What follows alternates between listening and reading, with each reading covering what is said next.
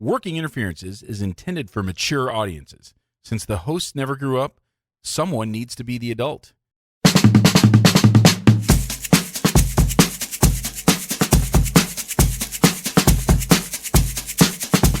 Welcome to Working Interferences with Josh and Lance, the dental advice podcast for the average dentist. Here is Josh and Lance. Raz, what is up? Welcome to the Working Interferences podcast, a dental advice show. I'm Joshua Austin. And I am Lance Timmerman. Lance, if we were to use the parlance of the street, this is episode 200. 200? That seems wrong. I'm pretty sure it's right. I mean, we had like a couple of re-airs, so I don't know. Sure. But then we've also done a couple of bonuses. Yeah, that's true. So I feel like we're probably pretty close to that. I know. It just seems like a big number. It seems like we're lying. Yeah, well, we haven't done anything with any of those short episodes. You had asked me if we wanted to do something special. And that requires effort and energy, Lance. And after I said it, I'm like, God, I hope he just says, nah. Yeah. Because, I mean, getting a guest, it's like work. Yeah. You had suggested getting Andrea and Holly on. I was like, that is not going to happen. Andrea is not interested in being a guest on this show. Yeah, it's for the best. Andrea was a guest on a podcast with me one time. Oh, that's right. That's right. Do you remember this story? I remember hearing about it. I never bothered to download and listen. This was back in the day before I knew that Glenvo was a piece of shit. And me and her were on the Valentine's Day episode of whatever nifty, thrifty bullshit. And okay. I believe I've since told him, you better take that fucking shit down because I do not consent to me being on your feed. So episode 200, and we're gonna keep it just like every other 199 before this. And just keep this. Just mail it in. Yeah, pretty much. Same shit, different day. So I was taught early, do what you do, stay in your lane. And so I figured we'd stay in our lane. There we go. Sounds good. Just got back from the Invisalign GP Summit. Yeah. How'd that go? It was good. Apparently they do this, you throw COVID out of it. They do this every other year. And then every other year they do an ortho summit. So there's a summit every year. Every other year it's ortho. Every other year it's GP. This was a GP year. I guess COVID was a GP year, and then they just decided to push it back. And so next year will be an ortho summit. And it was my first time going. And I didn't go to many of the courses really, besides my own, which is well, and that one seemed kind of an important one for you. Yeah, it kind of had to be there. Yeah. Can't mail that one in. Yeah, can't do that. Well, I mean, I can and I do. I mean, you did, but anyway. Kind of a dick move, but like they had a general session. Okay. And it was the general session I wanted to go was the closing general session because I knew a couple of the speakers there. Okay. I didn't know any of the speakers at the opening session, and it was a lot of like, it was our friend Joey Hoax, the most powerful man in dentistry, the CEO of Align. Okay. And like, all right, I kind of know, like I've seen enough like Apple keynotes or whatever, like from Worldwide Developer Conference or wherever they're going to launch an iPhone, or I kind of know what that is. Okay. I was like, I don't really need to see that. And then I spoke on day one, and so I left after that because I just have not been home. But it was good. They put me in the same room as David Galler for the breakout session. So cool. I went first, and then Galler went second. And so Galler watched me, which was the first time. I don't get the feeling that he had any idea who I was when I was in his course, and that's fine because he also didn't know who Mike Totola was when Mike was in his course. Oh, okay. So that's fine. Like the Invisalign world is kind of its own thing. You know what I mean? And like he's a huge, massive deal in the Invisalign world, and like outside of that, like he's not very many people know who he is, and so I'm just not that big of a deal in that world of the Invisalign world. So he saw me speak for the first time, and he enjoyed it. Although he is so entrenched there that he can kind of say anything and get away with it. Oh. And I do not feel like I have that kind of leash. So yeah, I have to keep the bits to a minimum. And he's just running bits through his deal because he's like, what are they going to do? Like, not ask me back? Like, right. So he had the ability to do a bunch of bits, and he had a good like what's shitty about virtual bit, which was really good. And he has the ability to kind of do what he wants up on that stage, and I don't have that ability there.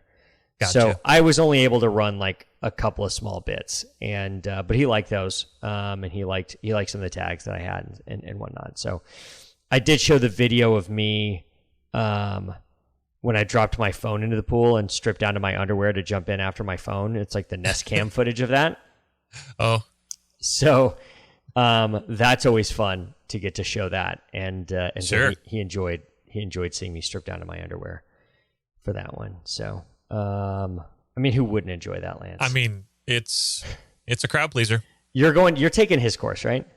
Yeah, in like 2 or 3 weeks. Okay, good. I'm excited to see what you think. Where are you doing it? Vegas or Raleigh? Raleigh. Okay.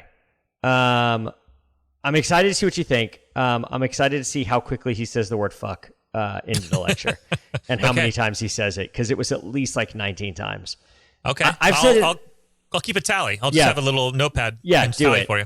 Okay. Because it's fucking in a Lines building, which is just wild. Because I've only ever said fuck on stage once, and that was at the last VOD, which is like the only room where I would feel comfortable saying that. Right. So I'm interested to see what you think and see if you're like a full on Gallerite after that 2 days. I think you will. So should I use a notepad and tally, or should I just get a clicker and literally click every time? I think like you could get one of those ball count things that umps have, you know? Yeah. Okay. All right. Yeah, you just keep a tally. Whatever's easiest. I like the sound of those clicks. I do like the click sound. Yeah. It's like some people train their dogs with those clicks, you know? Oh. So by the end of it, he's just gonna be like Pavlovian to like when he says the word fuck, he hears the click. Yeah. That'd be interesting to see what happens then. All right. It was at the Venetian, the GP Summit. Nice. I like it there. Yeah, it was great. And so it's the first time I've been back in that conference center, or that whatever you want to call it, since DS World 2017. Okay. And so I found the room, the room of the main stage at DS World 2017. Of course, it doesn't, they had it all torn down. It didn't, not quite the same. No, but still, it was like, this is a room that it happened in, and so that was kind of weird being back into that room, and then like saw the restaurant that we went to right after that, and all that kind of stuff. So that was a little reminiscing back on a weird time in my life. So your bittersweet moment of and kind of just like that was 4 years ago. All the shit that's happened in the last 4 years, it's kind of crazy. We started like a month and a half later.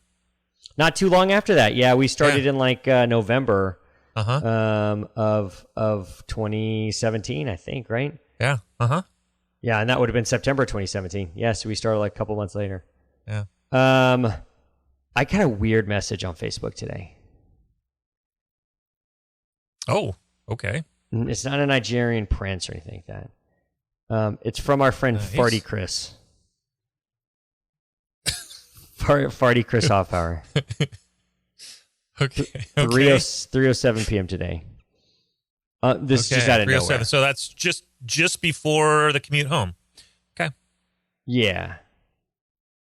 I heard you were working through some things. I wanted you to know that I forgive you for anything you might think you have done to harm me. I also ask that you do the same. Life is too short to be shitty to each other. Hope you're well, Chris. You know what comes to mind? I don't want your fucking forgiveness. Do you remember Pulp Fiction? Oh yeah. And Samuel L. Jackson mutters a line, I think goes something like, I don't remember asking you a goddamn thing.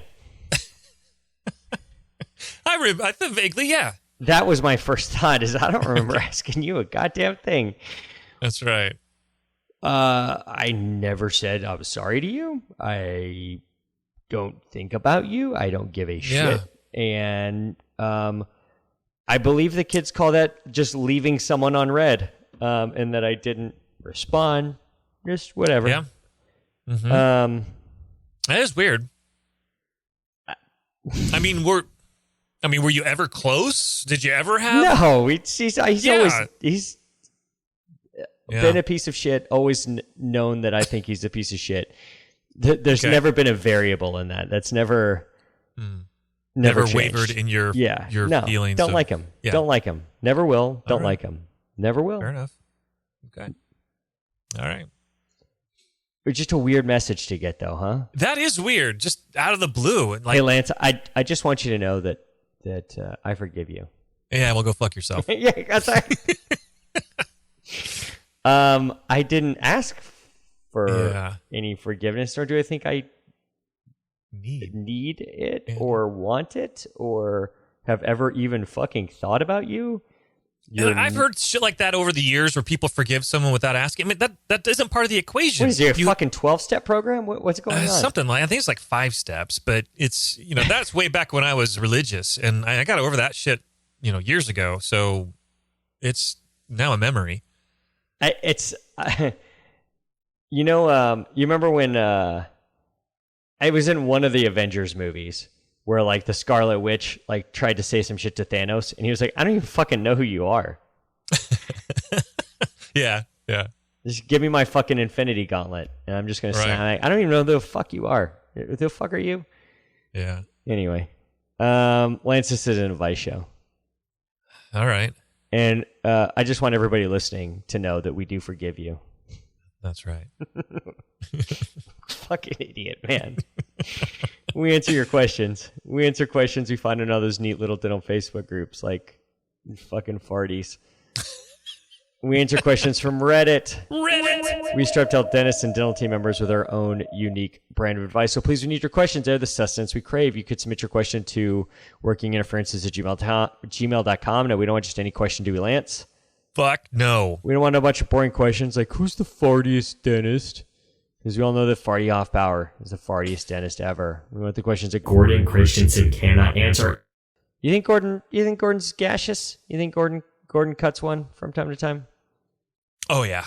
Might even light him occasionally. You think in front of Rella? No. Yeah, I think there's still a little bit old gentleman there that just a little bit. That probably keeps him from doing that. Pretty sure. Question 1, Reddit user JG asks, should I confront my dentist about this? So as a young child, I had crowding and an open bite, and while I went to the dentist regularly, not once did he recommend that I see an orthodontist to get this issue corrected.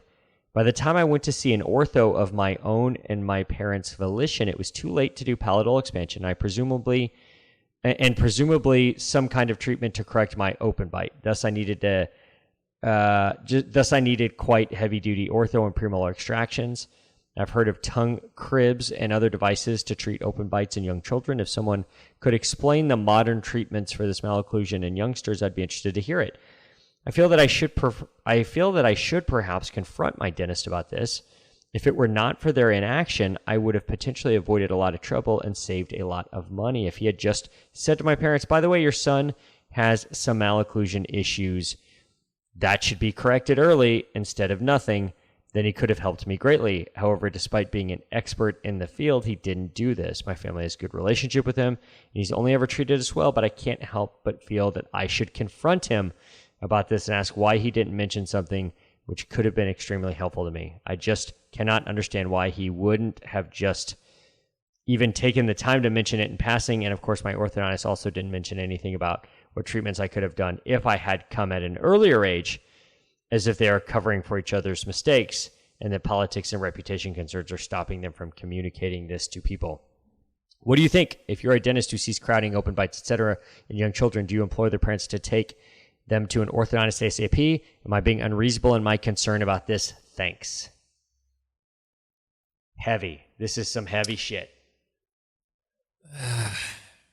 Well, my first thought is, how do you know it was never brought up to the parents? Because when I was a kid, I didn't know half the shit that my folks had conversations with. And it's very likely possible that he mentioned it once, and the parents made it very clear that they don't give two shits and it's not happening. All right, pick your battles. I'm not going to bring it up again. But you don't know.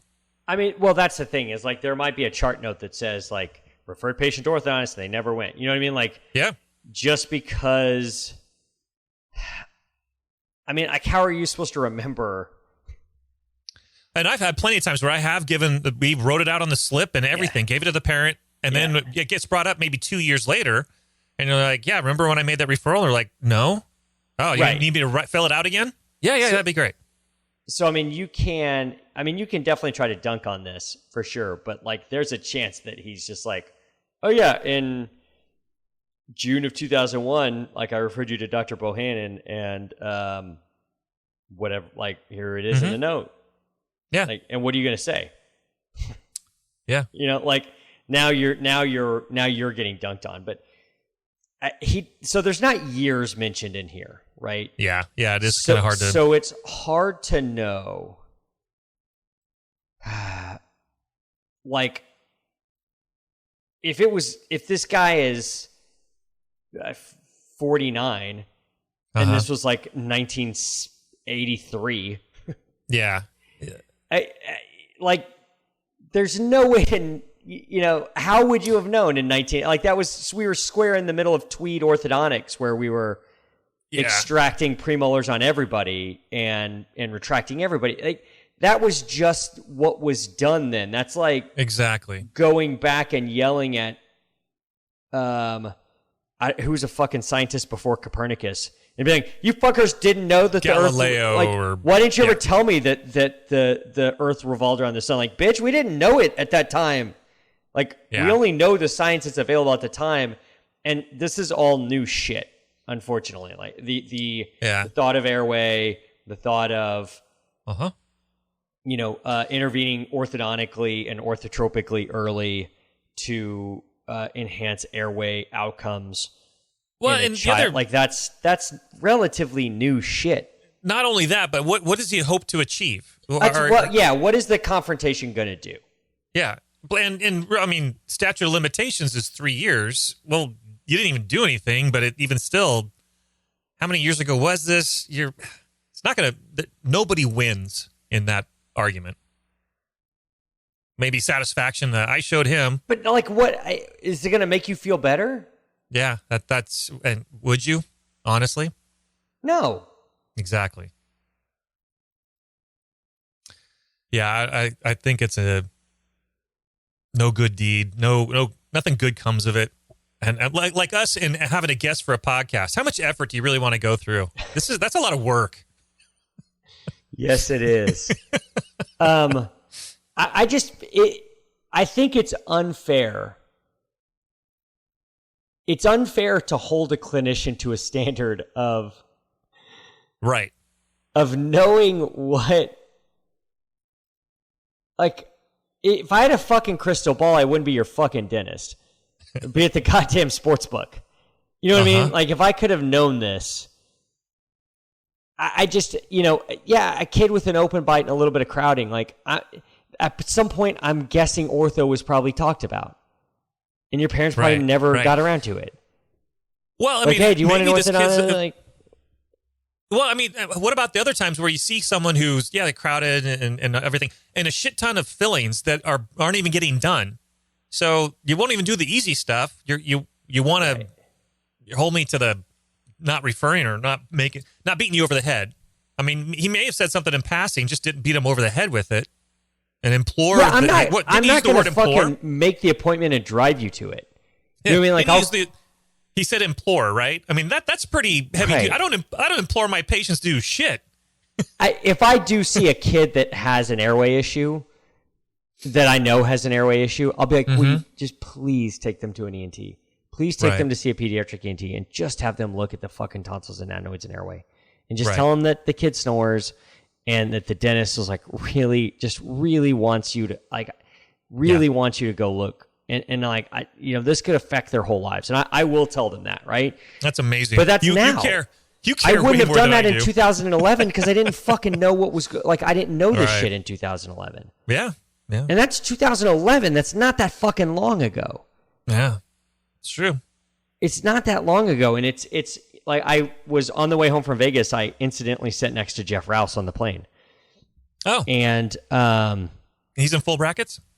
Always. Yeah. I didn't look. I just assumed. Okay. We're on a plane, so we all had masks on, so you couldn't see. But I just assumed that Jeff is just in a constant state of orthodontic bonding. Gotcha. He was with his son Jake. They were going to look at colleges. Oh, cool. And the whole fucking lecture that Rouse gives is that he missed the diagnosis on his son Jake. Oh. And that he had to scramble with all this other shit later because he missed it early. Uh-huh. That was like 2013. Like, yeah, it wasn't that long ago. And he's talking about how he missed on his fucking kid. This guy is. I mean, I've looked. I just have been flicking through their post history, and at some point they have a picture of themselves. He's at least my age, maybe a little bit older. I'm sorry, but in 1984, we didn't fucking know about this. Right. Yeah. And yeah, I mean, did we think that it was good to have a crossbite in 1984? No. But I don't think we fully understood the dynamic between occlusion and airway. Right. And how that affects all the things that airway affects, especially in kids. We just didn't know it then. And I just don't think you can confront this guy about that shit. That's like confronting somebody for putting an amalgam in you in 1974. Right. This is what we fucking did. I don't know, man. It wasn't really much alternative. We're not doing gold in all the 12-year-olds. Yeah, fucking go, dig up GV Black and bitch at him. Like, I don't, it just is, dig up Bill Prophet and fucking complain to him about why we weren't more mad dog about occlusion shit in 1983. Right. Like, I don't know, I was busy watching fucking Stripes. I don't know what to tell you. So I just, again, I don't think you can hold a dentist responsible for not diagnosing something that we didn't even fucking know about. Like, not only did we not, like, this dentist, whoever this dentist was, never fucking even considered an airway for the vast majority of their career. Mm-hmm. And probably hasn't until the last 3 or 4 years. And so you just can't hold a dentist responsible for that. No, I agree. So you're like, confronting him isn't going to do anything except make you both feel shitty. Yeah. Just go to someone else. If you're that cut up about it, like, go to someone else. Come down, fly, put your fucking money where your mouth is and fly here and go see Jeff Rouse, like the most airway-centered dentist in the world. Yeah. There you go. Or go to Virginia and see Tracy Nguyen, or go to Dallas and see Allie, like, but confronting this guy does nothing. Totally agree. Let's go to their post history. When making chicken stock, do you use raw or roasted whole chicken? I get it out of a can. I fucking buy it for like 39 cents. Exactly. Why are you making it? This was from the subreddit of orthotropics. Maxillary skeletal expansion improves breathing. No shit, Sherlock. We all know that now. We didn't know that in 1983 when you were a fucking kid. And when I was a kid, I've got a class 2. I could have used... I had a Herbst when I was a kid. Did you? Yeah, and I'm still skeletal class 2. I had a bionator. You had a binator? I did. Yeah, how was that? Yeah, I was obedient. Yeah? I guess I was one of the few. Pretty miserable. It's a weird thing to your tongue, that's for sure. Holly's happy now, though.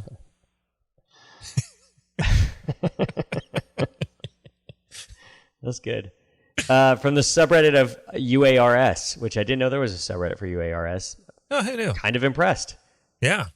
The Mystery of Modern Malocclusion, a presentation which attempts to answer why people have incorrectly developed teeth and jaws. I think we kind of know that. It has to do with our diet of processed foods and not chewing not activating our muscles early enough by eating really soft foods when we're kids, like fucking chicken nuggets and macaroni and cheese, and not eating things like more roughage that requires more jaw action. The muscle shapes the bone, and we end up with smaller jaws because of it. So it has to do with the foods that we eat and the processing of foods that's made things softer. I don't need to read this fucking. I don't need to read this fucking article. I've been to a Jeff Rouse course. Subreddit of CPAP. Could I please have feedback on a presentation made about facial growth? So this guy's like really fucking into the. Yeah. He's really into the shit. So again, once you really get into something, you get to the point where you can't see the other side of it. Right. You know what I mean? You can't remember the time that you didn't know this. Mm-hmm. And therefore you can't, you also can't forgive somebody who doesn't know this, right? So I just think this guy is too heavy into this. I would agree. Can palatal expansion treat anteriorly proclined teeth?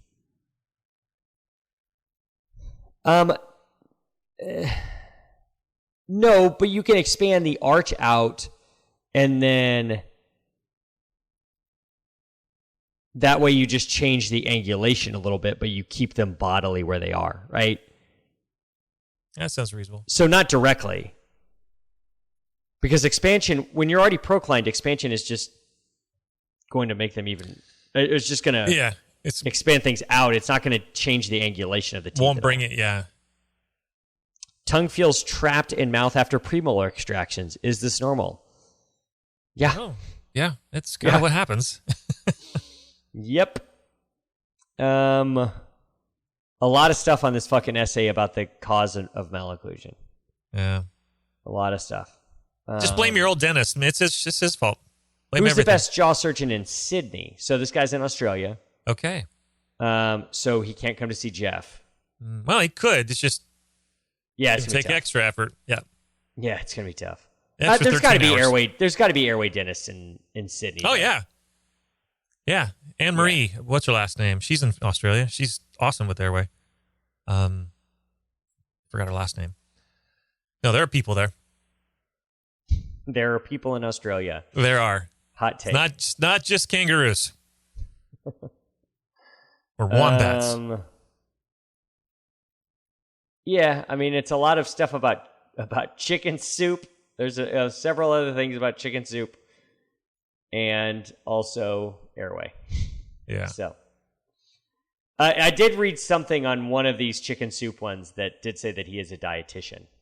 So, okay, that does play in, because again we talked about that the diet is the reason that that we don't have broader arches. So. Yeah, I mean this is along the lines of that. So, hey, do you know what kind of flute is in this Tarzan soundtrack? That's from the subreddit of Flute. Lance, can you do me a favor and just check out the subreddit of Skin Flute and tell me if there's anything in it? Is that a piccolo? Wait, not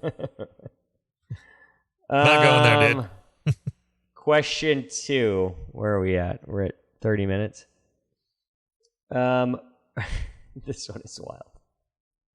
I'm trying to figure out the right way to read this. This is from the subreddit of Ask Dennis. This is Reddit user Delta the Demo 4.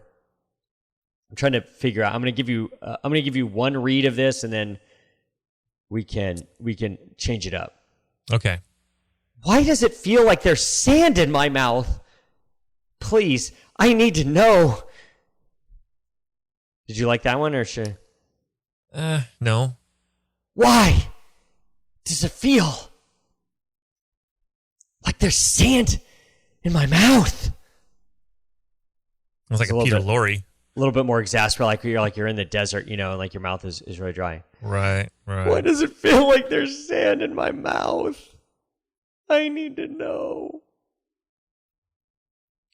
Why does it feel like there is sand in my mouth? Was that Christopher Walken? A really bad Christopher Walken. Why? I need to know. Why does it feel like there's sand in my mouth? I need to know. Why does it feel like there's sand in his mouth? Well, maybe there is sand in his mouth. I was going to say that might be there is sand in your mouth. I start with that. I would need that to be disproved first. Right. That there is, in fact, not sand in his mouth. Let's establish the lack of sand before we discuss the sensation of sand. Or what it could be. Could be an air polisher. Yeah. ProfiJet. What's your take on ProfiJet? You like a ProfiJet? I just don't want to spend $10,000 to get another toy that the EDS thing does the same thing as. Yeah, I forget what it's called. ProfiFlow. Yeah, that's the one. I mean, I guess. I mean, I had a new patient or a returning patient. He left me 16 years ago because somebody. I'm leaving. Well, I only found out that he even left yesterday. 16 years later, that somebody did a mistake on his bill and charged an exam at a recare that didn't happen or something. I don't know. These fucking people. Yeah. So you just call and say like, "Hey," like, "Oh, right, okay, cool, we'll take care of it." He wasn't there. Yeah, we'll write that all his credit. We'll refund whatever. So when we're all done, he says, "Yeah, he starts describing this office that he went to even before coming to me. Like this was like 40 years ago." And then finally talks about an office in between somewhere there that used one of those. And then he left. He started been doing musical dental chairs for the past couple years and found his way back to me. And he goes, "That was the best cleaning ever." And I was like, "Then why are you here?" Because I don't give a shit. I think EDS, Essential Dental Systems, makes that airflow thing. And so they sent me one to use for like 6 months. Okay. And this was right before COVID. So this was like January of 2020. So we used it for this was like February. So we used it for like 3 weeks. Okay. And then all the aerosol issue? Yeah, I was just saying COVID happened. And it was like when we came back, it was like, we couldn't even use a fucking ultrasonic, like much less a goddamn air polisher, which was like literally like, the most aerosol thing ever. So they wanted it back. So we only had to use it a few times. There was some training that went into it, and so it was a whole different paradigm for the hygienist and like how they cleaned. But when you use that, it's really gentle, but it does a really good job of cleaning all the stuff off. And then you use it's some kind of special powder media that goes in there. I forget the name of it, but it's super gentle. The problem is like it's fucking $10,000, right? And so it's like this is like a $10,000 machine for a fucking Profi, right? That's the thing. It'd be one thing deal. If it added revenue that I didn't do before. That might be consider. That was kind of like where I got to it on it was that this would have to be an upgraded service, right? This would be like the fucking undercoating. You know what I mean? Did it speed things up? Were you able to be done in like 15 minutes instead of an hour? I mean, we didn't get to use it enough for me to really know because I don't think we ever got out of that like learning curve thing because it really did like it's polish first, then go back with ultrasonic, and so it was just different. It was different for them, so it was going to be slower because it was a total different change to their armamentarium and instrumentation that it was not, I wouldn't have expected them within the couple weeks that we had it and used it for them to get really proficient with it to be able to judge that. So maybe it would be. Is it the kind of thing an assistant can do instead of a hygienist? I get that would probably vary from state to state depending on assistant certifications. The only way I would see it having a return would be if I suddenly my payroll went down because I'm not hiring a hygienist. I can use them to do it. Or, we were seeing people in 15-minute increments instead of 60 minutes. And so now we can see more people. You might be able to get there, but it's not going to be right away because you're going to have to master the problem with that, though, is the optics. The patients are going to feel rushed. If you can honestly do it in 15 minutes, if you can do it in 15 minutes and they feel fucking cleaner than they've ever felt before and it was super gentle and it was like a massage instead of a scaling, I think that that would be big. I don't think anybody would complain about it. It's like these people that are like, that go to get a massage and like, oh, I like it when they fucking wear stilettos and walk. Like, I like it so hard that I want them to walk on my back in a fucking. I want to have bruises the next day. Like, all right, you fucking masochist. Yeah. Like, you're a fucking freak. You just like that's where you. Yeah. This is the only socially acceptable ways for you to get this rough ass massage. Most people don't want to be like batted around like that. They want it to be smooth and gentle. I don't know. Like in Texas, assistants can do coronal polishing, but it has to be super gingival. Right. And the thing about this is that it can clean like 3 to 6 millimeters subgingivally with this, whatever this media is. And I'm fucking blanking on what the name of it is. It's got like hydroxyapatite or something like that in it. Yeah. Novamin. Glycine. Glycine and Novamin are the two different ones.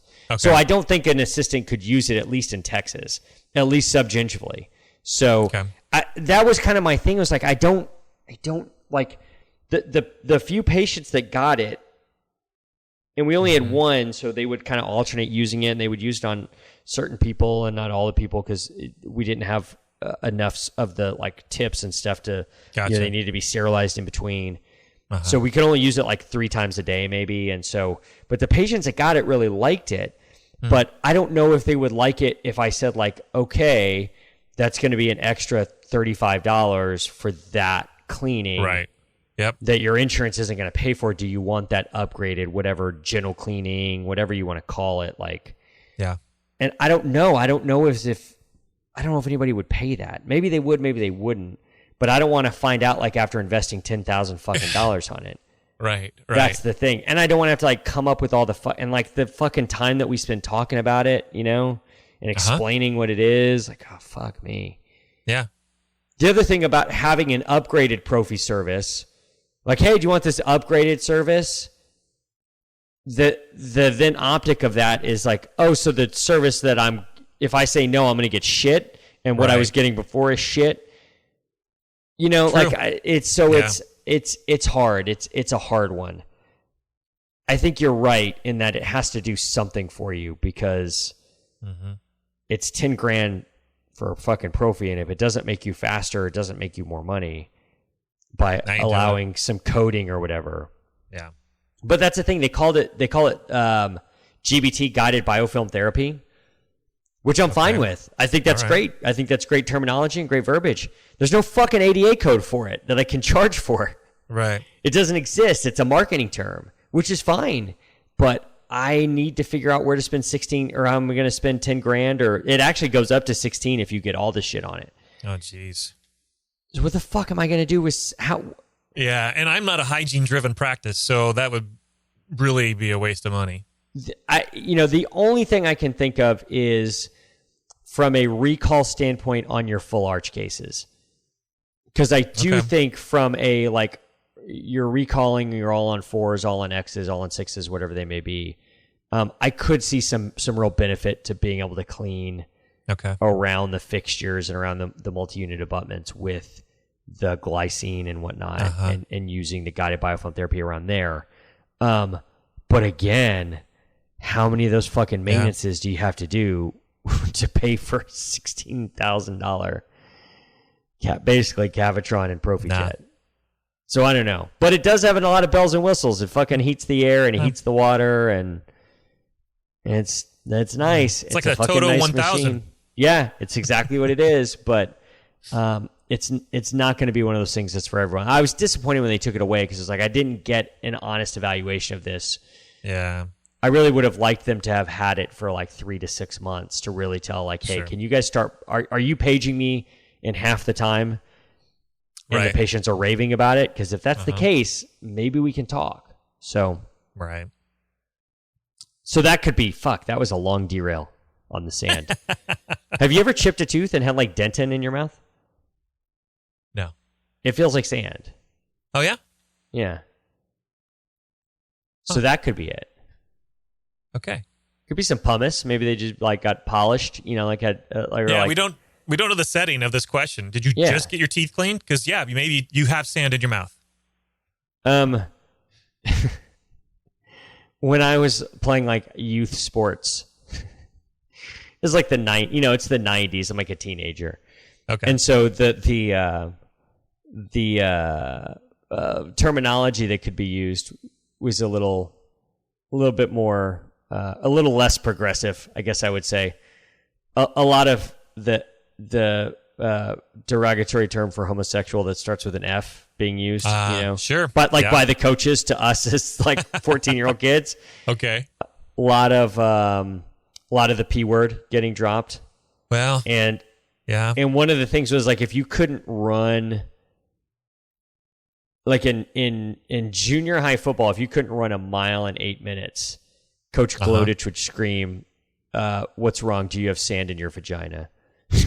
Like if you had to stop during a mile run, because we all got timed. If you couldn't run a mile in 8, they would basically make you keep doing it every day until you could. You have sand. What's the matter? You got sand in your vagina. So I'm imagining. Did you? Sometimes, yes, okay. For sure, and it's hard to get out. When you get it up there, you gotta use a squeegee, I think. Okay. Am I using the wrong tools? I never went to health class. Yeah. I could just imagine this guy, just Coach Glodich standing next to this guy and screaming, like, "What's the matter? You got sand in your mouth?" Old Coach Glodich. Let's look at their post history here. In the subreddit of Roblox, how get admin? What do I do? Get admin.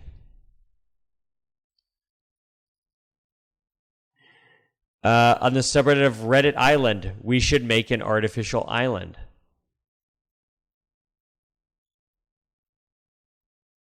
Right.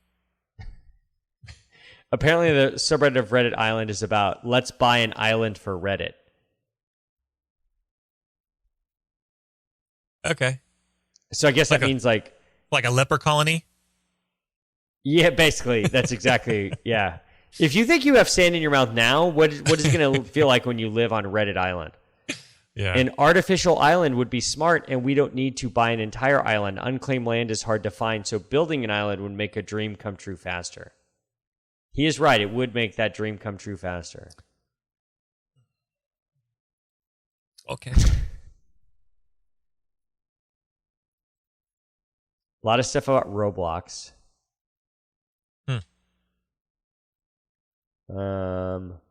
This is in Roblox. I got my first helicopter that costs money. What is this? What is Roblox? I honestly don't know. In the subreddit of Joe Biden, Biden is trash. That's all it says. Okay.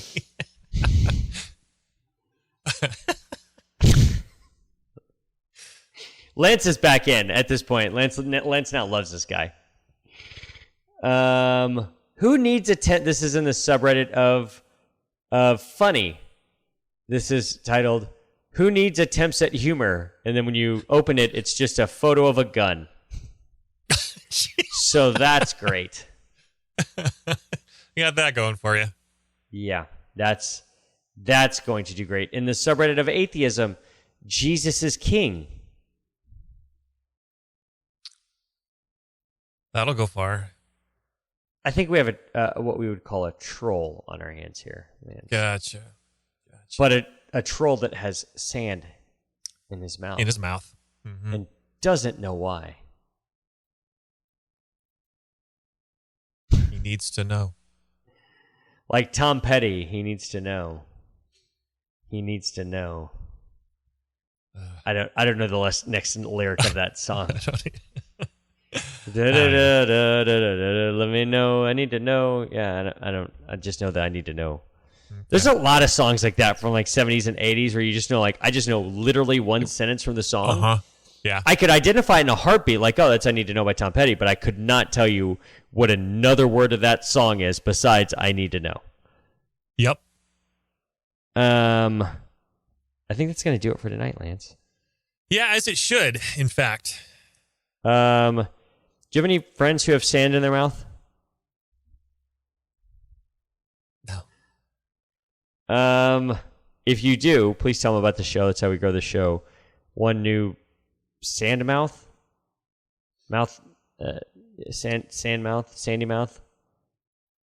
Tuscan Raider at a time. Wasn't it in the fucking prequels where Hayden Christensen as Anakin Skywalker was like, I don't like sand. Yeah. Yeah. Tell them about the show. That's how we grow our show. I don't know, something like that. What's your favorite number, Lance? Big fan of 5. You love 5 more than a hygienist who gets paid on contingency or on commission. It's that's how much you love the number 5. That's right. That's a shout out. I got a listener named Aaron sent me that as a gag, and I like that very much. That Lance loves 5 more than a hygienist on commission. Hit us up with a 5-star rating. iTunes, Google Play, Stitcher, Spotify for flicking through Podbean. Flick 5 stars.